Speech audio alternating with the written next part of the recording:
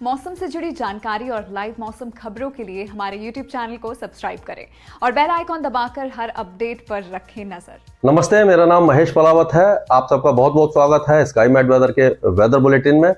तो इस वीडियो की शुरुआत हम उत्तर भारत से ही करेंगे कि जो नया पश्चिमी विक्षोभ है वो बहुत ही जल्द आने वाला है और ये जो वेस्टर्न डिस्टर्बेंस है पिछले वेस्टर्न डिस्टर्बेंस की तुलना में अच्छा रहेगा, यानी कि मजबूत रहेगा, थोड़ा सा स्ट्रॉन्ग रहेगा। पिछला वेस्टर्न डिस्टर्बेंस केवल पहाड़ी क्षेत्रों में, जम्मू कश्मीर के पहाड़ी क्षेत्रों में, गिलगित बाल्टिस्तान और मुजफ्फराबाद और लद्दाख के कुछ इलाकों में ही स्नोफॉल देकर के गया है और हिमाचल प्रदेश की ऊंची पहाड़ियों पर बहुत हल्की बारिश हुई थी। लेकिन ये जो वेस्टर्न डिस्टर्बेंस है ये जब पहुंचेगा, ये 4 तारीख की रात या 5 तारीख की सुबह तक जम्मू कश्मीर, गिलगित बाल्टिस्तान, मुजफ्फराबाद और लद्दाख को प्रभावित करना शुरू कर देगा और 5 तारीख से ही हमें उम्मीद है कि इन इलाकों में स्नोफॉल और बारिश की गतिविधियां शुरू हो जाएंगी, जो 7 या 8 तारीख तक जारी रहेंगी। और धीरे धीरे ये जब पूर्व की तरफ आगे आएगा तो हिमाचल और उत्तराखंड, इन सारे इलाकों में भी बारिश और स्नोफॉल देना शुरू करेगा। हालांकि उत्तराखंड की ऊंची पहाड़ियों तक ही स्नोफॉल सीमित रहेगा, निचले इलाकों में ये स्नोफॉल नहीं पहुंच पाएगा, क्योंकि ये जैसे जैसे हम आगे बढ़ते हैं, यानी कि हम नवंबर के महीने में जब आगे और बढ़ेंगे, तापमान कम होने लग जाएगा और वेस्टर्न डिस्टर्बेंस थोड़ा सा और दक्षिण की तरफ शिफ्ट होने लग जाएंगे, तब इनकी इंटेंसिटी और फ्रीक्वेंसी बढ़ेगी, यानी कि इनकी ताकत बढ़ेगी, स्ट्रॉन्ग होंगे और बहुत हैवी स्नोफॉल देंगे। तो वो जब इस तरह के वेस्टर्न डिस्टर्बेंस आएंगे तो मैं आपको लगातार अपडेट देता रहूँगा, जिससे आपको पता लगे कि कब जाना है स्नोफॉल देखने के लिए। क्योंकि क्या होता है कि हमारे मतलब कि आमतौर में हमारे दिमाग में ये रहता है कि चलो पहाड़ों पर चलते हैं, सर्दियाँ हैं, स्नोफॉल देख के आते हैं।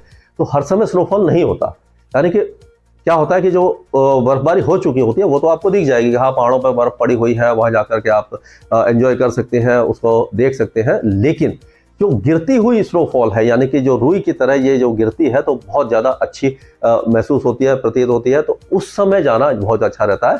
तो वो जब वेस्टर्न डिस्टर्बेंस कोई बड़ा आता है, पश्चिमी विक्षोभ आता है, तभी ये स्नोफॉल आपको लाइव स्नोफॉल देखने को मिलता है, गिरती हुई स्नोफॉल। तो वो सबसे ज़्यादा अच्छा पल होता है, तो उसके बारे में मैं आपको अपडेट करता रहूँगा। लेकिन अगर आप 6 या 7 तारीख को जाते हैं जम्मू कश्मीर या उसके आसपास के इलाकों में या हिमाचल प्रदेश के ऊंचे पहाड़ों पर, कुल्लू मनाली वगैरह साइड में, तो आपको स्नोफॉल देखने को मिल सकती है। शिमला में इसके चांसेस अभी फिलहाल कम है और उसी तरह से मसूरी, नैनीताल और जो मुक्तेश्वर है, जो उत्तराखंड है, वहाँ पर भी अभी चांसेस कम है। लेकिन केदारनाथ, बद्रीनाथ और जो हेमकुंड है, यहाँ पर आपको उत्तराखंड में स्नोफॉल दिख जाएगी 6, 7 और 8 तारीख के बीच में।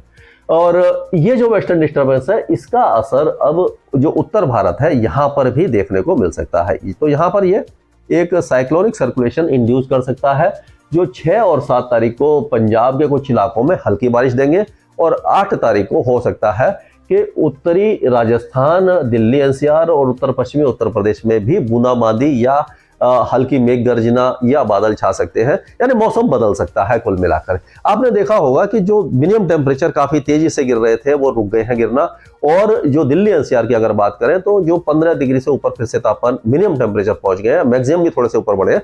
उसका कारण है पॉल्यूशन।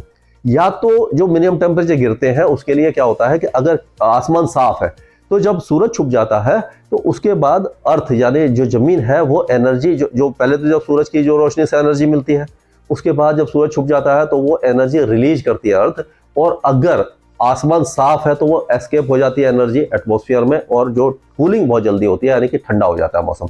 लेकिन अगर या तो बादल है तो वो बादल और अर्थ के सरफेस के बीच में वो एनर्जी ट्रैप हो जाती है, जिसको ग्रीन हाउस इफेक्ट कहते हैं, जिससे कि जो मिनिमम टेम्परेचर ज़्यादा गिर नहीं पाते। लेकिन बादल नहीं है, उसके बाद भी मिनिमम टेम्परेचर क्यों बढ़ रहे हैं? उसका कारण है पॉल्यूशन। जो पॉल्यूशन है वो भी एक तरह से ऑब्स्ट्रक्शन होता है, यानी कि वो जो धूल, धुएं और मिट्टी के जो कण है, ये भी एनर्जी जो अर्थ रिलीज कर रही होती है उसको रोक देते हैं, ट्रैप कर लेते हैं, और ये जो एटमॉस्फेयर गर्म हो जाता है, इसीलिए मिनिमम टेम्परेचर बढ़े हुए हैं। तो अभी फिलहाल ये मिनिमम टेम्परेचर बढ़े रहेंगे, और जब ये वेस्टर्न डिस्टर्बेंस आगे निकल जाएगा 9 तारीख तक, तो जो बर्फबारी हो चुकी होगी वहां से जब ठंडी हवाएं आना शुरू होंगी तब ये टेम्परेचर को गिराएंगी। तो उस समय तक इंतजार कीजिए। 9 तारीख के बाद से जो कड़ाके की सर्दी वो आपको देखने को मिल सकती है।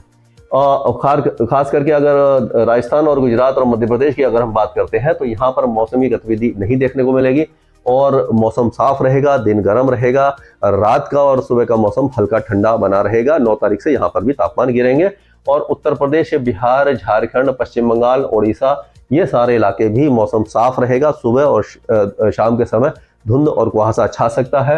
मध्य प्रदेश में दिन गर्म रहेगा, छत्तीसगढ़ में भी दिन गर्म रहेगा और महाराष्ट्र के ज़्यादातर इलाकों में सुबह और रात के तापमान कम रहेंगे, यानी कि सामान्य से थोड़े से कम रह सकते हैं, सर्दी थोड़ी सी रह सकती है।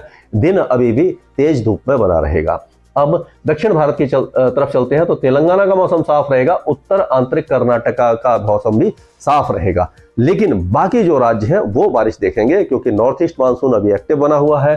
साइक्लोनिक सर्कुलेशन तमिलनाडु के पास पहुंच चुका है, एक ट्रफ रेखा इस तरह से जा रही है। और अगर इससे पहले उत्तर पूर्वी भारत की बात कर लेते हैं, रह गया। तो ये जो ट्रफ रेखा आप बन रही है, जैसे पिछले वीडियो में बनाया था, इस तरह से ये विंड घूम रही है, ये जो हल्की ट्रफ बन रही है, इससे क्या होगा, असम, मेघालय, अरुणाचल प्रदेश, इन इलाकों में छुटपुट बारिश की गतिविधि, यानी कि बादल छाएंगे या हल्की फुल्की बारिश की गतिविधियां हो सकती है। बहुत दिनों से मौसम यहाँ साफ बना हुआ था। अब दक्षिण भारत की तरफ दोबारा लौटते हैं तो तमिलनाडु के कई इलाकों में अभी बारिश की गतिविधियां काफी अच्छी होने वाली है, तेज होने वाली है और मॉडरेट टू हैवी कुछ इलाकों में देखने को मिलेगी। कोस्टल आंध्र प्रदेश में भी हल्की से मध्यम बारिश होगी, रायलसीमा में हल्की बारिश, एक दो मॉडरेट स्पेल होंगे। बेंगलुरु, तुमकुर, मैसूर, चामराजनगर जो साउथ इंडियन कर्नाटका, यहाँ भी हल्की बारिश हो सकती है। केरल में हल्की से मध्यम बारिश होगी, कोस्टल कर्नाटका में लाइट रेन होगी, लक्षद्वीप में आइसोलेटेड यानी एक या दो जगह पर बारिश होगी और अंडमान और निकोबार द्वीप समूह में भी एक या दो स्थानों पर बारिश हो सकती है।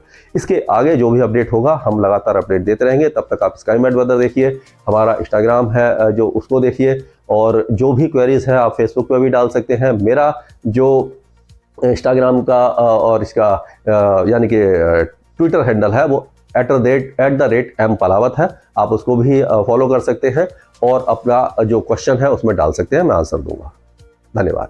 मौसम से जुड़ी जानकारी और लाइव मौसम खबरों के लिए हमारे YouTube चैनल को सब्सक्राइब करें और बेल आइकॉन दबाकर हर अपडेट पर रखें नजर।